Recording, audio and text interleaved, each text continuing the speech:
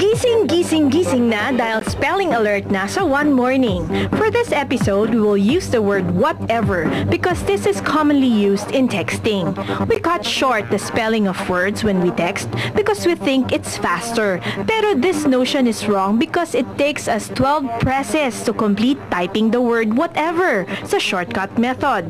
Maikli nga, pero mahirap naman basahin. Kaya, it's better na kinukomplete ang spelling ng words na ating tinetext.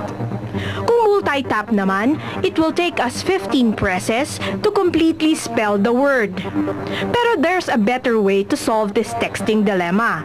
We can use the text input in our phones or the so-called T9 dictionary. It will just take us 8 presses to type the word whatever. Kasi hindi mo na kailangang pindutin ng maraming beses ang keys just to type the word you desire. Kaya, dapat laging gumamit ng T9 for proper texting. Department of Education, Commission on Higher Education, Panasonic. In cooperation with T9 Text Input. Text right, T9.